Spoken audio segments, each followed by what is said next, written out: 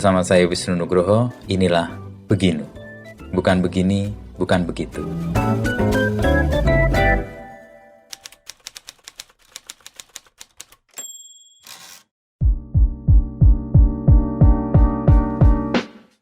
Nah itu nostalgia itu. Kemudian kebetulan teman sekolah saya SMP itu bisa menari.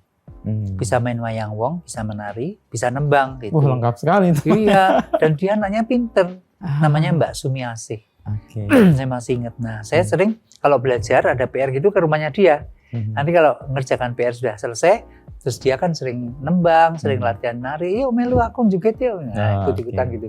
Dari ikutan gitu, Mas. Lama-lama di Temanggung gitu ya. Di Temanggung. Lama-lama itu ketagihan. Jadi saya seneng nari gitu loh. Sampai saya ketemu guru saya yang katanya bisa tari Bali, yang tadi kainnya ada itu kan. Oh iya, kita lihat tadi itu ya. Itu kan 69 tadi. 69. Ya. Itu kan dia itu pemain ketoprak, dia bisa wayang wong, bisa ngajari gamelan, bisa nembang. Jadi seniman dulu itu all round loh, Mas. Seniman di daerah desa itu all round karena mungkin memang nggak ada yang lain kan, jadi harus ngapai. Dikuasai ya. Bener, semuanya harus menguasai kan begitu. Nah kalau di sini Mas justru ada yang ahli kerawitan sendiri, tarinya sendiri kan gitu. Padahal justru lebih ahli yang bisa menguasai semua ya. Memang susah kan. Tapi umumnya zaman dulu kok begitu banyak yang begitu penguasanya iya. Nah itu saya belajar dengan beliau namanya almarhum Pak Sugianto namanya, saya masih ingat. Nah Pak Sugianto itu profesi hariannya itu tukang cukur barber. Cukur. Iya. Nah saya langganan karena okay. rumah-rumahnya kecil, kiosnya itu. Tempat cukurnya itu. Di depan rumah kakek saya. Oh oke. Ya di halamannya gitu kan. Terus kemudian saya kan dari kecil memang dekat sama kakek nenek. Jadi istilahnya seperti ya kan anak laki-laki, cucu laki-laki pertama ya. Nah, mesti.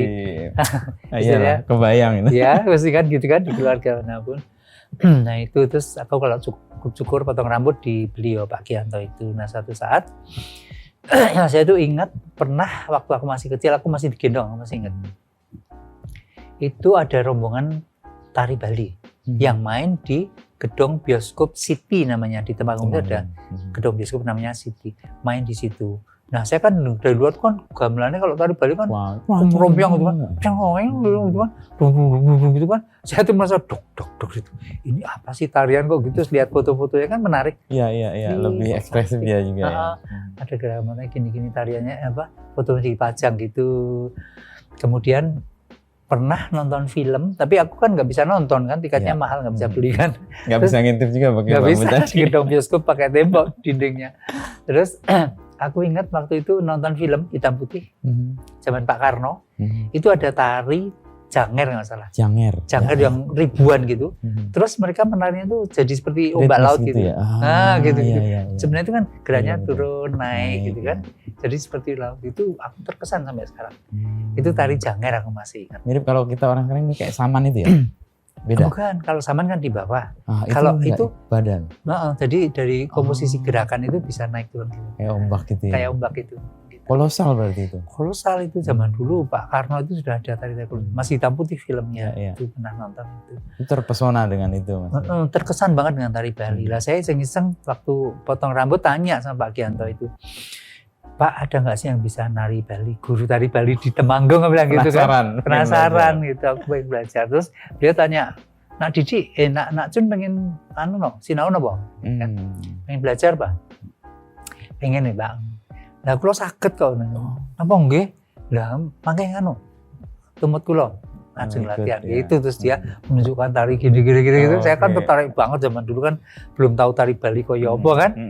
Belajar lah dengan semangat tari Pak Gianto. Terus tarinya katanya legong namanya.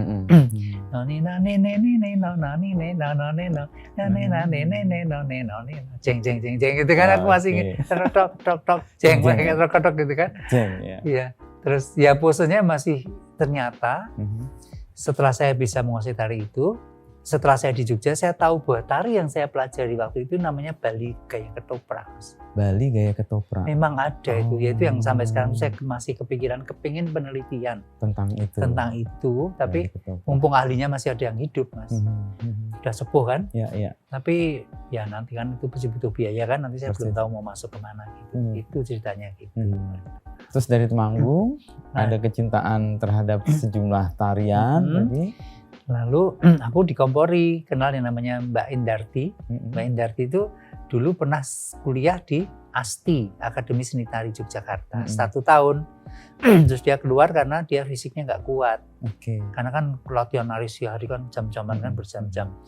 Nah beliau yang punya sarung Bali itu, yang tadi nih, kita waktu saya lihat. mau pentas, Warna saya merah tadi itu ya. betul saya Kemarin. pinjem ke beliau kan bingung waktu itu, wah siapa yang punya di Temanggung kostum tari Bali, kan nggak ada yang punya. Dan seperti apa bentuknya saya kan juga nggak ngerti kan. Terus ada yang bilang, oh di tempatnya Bu Yadi gitu, Bu Yadi ibunya Ibunya Mbak Bu Indarti tadi. Mbak Indarti. Terus aku dipinjemi sarung itu, terus jaring itu biasanya gini dek, gini aku punyanya cuma ini. Itu kan intinya sudah di Bali gitu kan udah mantep ya. Itu kan beda banget kan dengan tari yang aslinya sekarang. kostumnya gini, terus pakai kembennya Kemben. dengan selindangnya. Itu kan selindang sama kain.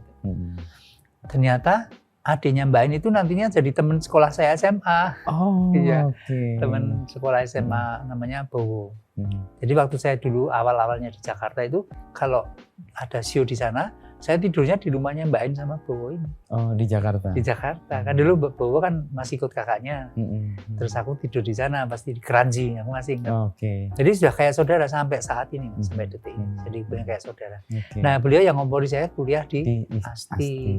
Kakek saya yang tidak setuju anak ceritanya. cucu kesayangan. Benar, maunya jadi pelukis kok mau jadi Malah penari. jadi Kowe mangan opo dadi ledek gitu. Nah, Itu kan masih sampai sekarang masih ada yang punya pikiran Persis, itu. ya. Karena memang zaman dulu, apalagi zaman dulu, kalau zaman sekarang kan masih terlihat ya. Zaman dulu kan namanya profesi tari itu kan memang nggak bisa dibanggakan, toh. Image-nya justru malah jelek toh. Ledek itu tadi ya. Ledek, betul. Nah, kakak saya itu sempat beberapa saat itu kakak saya itu kalau kecewa, kalau marah kan diem aja, nggak banyak ngomong. Jadi aku jangan diajak ngomong. Saya kan sedih banget kan, mau Biasanya meyakinkan dekat. beliau. Nah, terus akhirnya waktu saya SMA kelas 3 itu kan perusahaan papa saya bangkrut. Jadi saya nggak bisa kuliah kan, cita-citanya kan mupus, nggak bisa kuliah ke Jogja. Tapi saya sudah mulai ngajar nari waktu itu. Oh, dengan kecakapan-kecakapan yang tadi Iya, dimiliki. ada yang minta privat tari, ada yang minta ngajar di TK, ada di yatim piatu, Katolik, ada yang minta latihan nari gitu-gitu. Saya dapat honor. Zaman dulu kan dapat honor kan rasanya malu ya. Dikasih, disangoni salam tempel gitu kan, terus dikasih gitu. Nah, itu saya ceritakan dengan kakek saya. Terus kakek saya Terbuka. sudah mulai oh ternyata bisa dapat uang, menerima. Terus lama-lama kan setiap kali saya diminta nari di kampung-kampung itu kan sering dapat uang teman. Akhirnya beliau terus udah mulai ketawa, mulai merestui lah saya untuk sekolah untuk melanjutkan. Tapi karena bangkrut kan nggak bisa sekolah. Akhirnya saya kerja di kantor Kabin Kebudayaan. Kabin Kebudayaan, Kantor Pembinaan Kebudayaan Kabupaten Temanggung. Saya kerja itu 1 tahun sebagai pegawai honorer. Di situ saya kan dapat gaji sudah, terus sering ngajar nari privat juga dapat gaji. Nah itu kan istilahnya sudah menghasilkan, jadi kakek saya sudah mulai menyetujui itu. Akhirnya tahun 72 ya, terus 74 saya kuliah ke Jogja. Diantar oleh almarhum direktur saya sendiri, direktur dari Kabin Kebudayaan itu. Terus ke Temanggung di sini sampai sekarang, ke Jogja sini sampai sekarang. Jadi kampung halamannya berarti. Iya benar-benar. Tapi nama Nini Towo itu muncul kapan, Mas Didi? Nah itu waktu saya kuliah di ASTI itu, Mas. ASTI, ada pagelaran atau ada?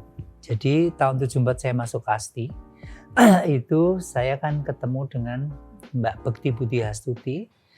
Dia itu sudah asisten dosen dan dia itu mahasiswa di atas saya 2 atau 3 tahun gitu. Nah beliau itu waktu ujian sarjana muda, dulu kan masih ada sarjana muda kan? DRS itu ya kalau dulu. DRS atau BA? BA ya. Nah itu menciptakan tari 1 kreasi baru. Kalau mau lulus mau jenjang ke Oh, ada PA-nya. hasilnya ya, kreativitasnya. Satu tari kreasi baru, satu yang tari klasik, harus dua tarian yang ditarikan. Nah, yang klasik Mbak Tuti kan pinter gaya solo ujiannya. Lalu yang kreasi baru dia membuat tari Nini Towo yang mengangkat dari gending atau lagu yang diciptakan oleh almarhum Kinarto Sabdo. Dalang terkenal itu, iya. Dibuatlah tari Nini Towo yang genrenya komedi. Itu ciptaan Mbak Tuti. Iya. Mbak Tuti dengan temennya itu menarikan 2 orang. Itu tahun 73, Mas. Nah, waktu saya masuk 74, karena melihat waktu malam inaugurasi kan kita gila-gilaan toh. Nah, di situ kan saya masih ingat itu mementaskan Andi Lumut, Mas. Kan populer ya. Kan? Ya. Nah, saya didapuk menjadi Mbok Rondo gitu loh. Saya kan agak lucu, agak gila gitu kan. Nah, itu saya di Jogja itu berani terbuka ekstrovert, Mas. Di Temanggung saya masih introvert. Karena mungkin sering dibully ya. Persis. Jadi malu, kemudian mekanismenya adalah tidak mau terbuka ya. Bener. Tapi di Jogja berarti ada penerimaan ya. Benar. Jadi setelah saya tersalur di dunia tari, ya di Temanggung mulai pelan-pelan setelah saya tampil di panggung itu, saya mulai ada keterbukaan, mulai keberanian, punya keyakinan, istilahnya self confidence-nya tumbuh. Ya. Makanya saya sering memberikan edukasi kepada orang tua bahwa dengan menari itu bisa menumbuhkan percaya diri ke anak, ya kan? Jadi tampil di panggung itu sebenarnya sesuatu yang bagus. Karena itu kesempatan untuk punya kemampuan melihat dia punya potensi apa betul, ya. Itu saya sering ditanya dan saya juga bingung soal seni rupa misalnya. Avandi itu kan gambarnya abstrak gitu, kayak asal-asal. Padahal sebelumnya kan dia menguasai yang melukis yang naturalis dan sangat keren itu. Ya, itu. Dan pada tahap tertentu dia membentuk diri dan memunculkan cirinya kan. Iya. Nah, kalau yang tadi komedi menjadi diterima, sejalan nggak dengan budaya pop yang lagi tumbuh juga karena itu, sehingga orang lebih bisa menerima tari komedi itu dibanding tari-tari yang lebih serius tadi. Mungkin ya saya rasa memang kemampuan masyarakat untuk menangkap itu mereka lebih levelnya ke entertainment itu. Bener, entertainment lebih gampang diterima. Istilahnya kalau ya memang kemudian saya kan belajar juga manajemennya lah, Mas. Sehingga saya kan penasaran karena setiap saat guru saya, dosen saya selalu ngomong bahwa hidup dari nari itu nggak mungkin. Ngomong begitu malah guru-guru saya. Sehingga saya kan mikir, lah kalau kita nggak bisa hidup hanya dari menari gimana, ya kan? Kecuali jadi pegawai negeri atau jadi guru tari di instansi atau apa. Sehingga banyak sekali zaman itu lulusan sekolah tari yang kesasar, bekerjanya tidak di jalur kesenian. Kalau sekarang sudah banyak yang sejalur gitu, Mas. Zaman dulu kan masih nyasar-nyasar. Itu yang membuat saya penasaran. Makanya saya kemudian nggak mendalami mungkin ya bisnis itu kalau di keluarga saya mungkin sudah mendarah daging ya, jadi udah biasa lah. Bagaimana membuat model bisnisnya? Bener ya. Gitu ya. Nah, memang didikan bisnis di keluarga saya itu memang dari kecil, Mas. Mungkin kalau orang-orang ya golongan Chinese memang begitu ya. Jadi saya itu dulu dimodali kakek saya buku komik itu 12 biji, aku masih ingat. Di model 12 biji disewakan. Jadi aku nggak dikasih uang jajan, kamu jajan dari hasil sewa itu sampai bisa besar, Mas. Dari 12 sampai ratusan buku saya waktu itu ya, sampai bisa menyewakan, sampai aku nggak pernah minta uang jajan, bahkan bisa beli macam-macam dari hasil buku sendiri. Nah itu mungkin kelihatannya sepele ya, Mas ya, tapi itu didikan itu memang harus dari kecil. Dan itu membentuk bagaimana kita bisa benar dan tidak malu berusaha. Kalau saya zaman mau sekolah dulu SD ya, itu kalau mau berangkat sekolah kan aku harus membantu buka warungnya mama saya, ibu. Ya. Kalau nggak bantu buka warung nggak dikasih uang jajan. Nah itu kan itu memang didikan yang sederhana, tapi itu kan mendidik mental si anak, Mas. Bahwa kamu akan dapat sesuatu kalau kamu melakukan sesuatu. Iya, kalau kamu kerja kamu pasti dapat sesuatu. Jadi jangan hanya ongkang-ongkang atau hanya mengharapkan sesuatu datang kan dengan ngemis. Iya. Nah gitu-gitu sudah tertanam dari kecil, Mas. Sehingga pada waktu saya di Asti dulu ya, masih Asti, kemudian harus bagaimana memanage sanggar ini menghasilkan uang ya, ya mungkin udah naluri ya. Saya dari menangkap kecil bahwa gitu. menangkap bahwa ini pasar itu kan penting. Pasar maunya apa sih? Komedi. Ya wis, aku fokus komedi. Masuk. Tapi kan aku juga tidak mau dikatakan penari ecek-ecek gitu kan. Makanya saya juga belajar yang tradisinya tak perkuat juga. Nah ternyata memang itu yang sekarang bermanfaat. Jadi saya kalau ngasih seminar atau ceramah saya bisa dua-duanya kan. Yang populer masuk, Ya, yang tradisi masuk. Gitu. Tapi di awal-awal itu kan cibiran ibu kenceng ya, Mas Didi ya. Betul. Merespon itu apa selain tadi dablek sama bodoh tadi? Cuman itu aja. Oh itu aja. Modalnya itu aja. Iya. Dengan 2 itu Mas Didi dengan prinsip bahwa harus menghidupi sendiri, toh juga nggak bisa mengandalkan orang lain juga. Iya. Mau minta siapa? Orang ngomong apa-apa kamu nggak membantu juga kok. Nah, gitu iya, ya. cuman ngomong aja, nggak ngasih makan. Justru saya waktu kuliah tuh banyak dikasih makan teman-teman loh, Karena? senior saya. Kalau karena diundang untuk ngisi. Enggak, kadang-kadang kakak kelas tuh baik-baik gitu loh. Mungkin karena saya orangnya seneng guyon, ya, seneng lucu-lucu gitu. Jadi kan hubungan Gerapiak gitu ya, terus cepat mudah connect gitu ya. Bener, sehingga hubungan pertemanannya itu kan jadi banget. Jadi kadang-kadang sampai gini, kejadian lucu ada Mas. Jadi kalau zaman dulu ya masih mahasiswa kan, saya sama teman saya Mas Bambang yang kemudian namanya jadi Bambang Nitowo juga. Karena satu tarian. Sudah almarhum beliau. Nah itu kalau misalnya kita sudah kehabisan uang, udah nggak punya duit gitu kan, kita itu modalnya baju batik. Oke. Tahu nggak? Gimana? Bingung saya lagi mikir. Hubungannya susah ya. Datang ke orang punya kerja manten. Oke. Terus pura-pura kan teman-teman yang nari di pengantin itu kan kalau zaman dulu kan memang sekarang pun masih ya. Zaman dulu yang namanya pengantin pasti ada tariannya kan di Jogja. Nah teman-teman yang nari itu kan teman-teman saya yang sudah laris. Zaman dulu kan aku belum laris kan. Iya, masih kuliah. Masih kuliah. Sudah laris, sudah terkenal di Jogja sini kan. Jadi aku sok kenal aja gitu kan. Terus saya datangi, dikira mau jagong kan, enggak, aku mau ketemu ini gitu. Kalau orang yang menerima tamu kan dikira mau jagong juga kan pakai batik, tapi kita masuk ke kamar rias gitu. Ya teman-teman udah pada tahu, alah mengarep jaga sewengi, nyaga sewengi, nyaga itu kan dari kata-kata tiang, nyaga sewengi itu apa ya istilahnya, menyangga makan malam Mas. Istilahnya kan nyaga sewengi itu kan ada yang untuk cagaan, ada yang untuk pokoknya hari ini aja ya. Ada yang dijaga untuk malam ini gitu. Paitannya, modalnya, baju batik kan gitu. Itu sudah jadi itu Mas. Mungkin teman-teman kalau yang denger ini yang dulu zaman-zaman saya pasti ketawa, pasti ingat. Karena nggak cuma saya ternyata. Itu jadi modus gitu. Kayaknya. Bener jadi modus. Modus mahasiswa ketika ada kesulitan ya. Iya, kan simple kan. Terus saya tuh ingat juga, saya punya teman almarhum juga ada banyak yang meninggal. Mas Heru itu, waktu kita sudah nggak punya uang untuk makan gitu, dia jual kain ini yang untuk latihan nari. Dijual. Dan jualnya di pasar Sentir itu Mas, untuk makan. Terus dia paruan sama aku. Itu kadang-kadang hal-hal yang begitu itu menyedihkan ya, tapi itu menjadi memori yang nggak terlupakan. Itu kan tragis banget ya Mas. Persis, alat untuk berkaryanya kan dijual. Untuk kuliah kan tuh dijual karena nggak punya uang untuk makan. Terus dibagi sama saya gitu, aku masih ingat. Gitu-gitu itu kita ngalamin. Kemudian jajan di warung gitu, kalau pas misalnya nggak punya duit kan ngutang dulu, itu kan biasa tuh. Kasbon. Terima kasih telah mendengarkan podcast Beginu.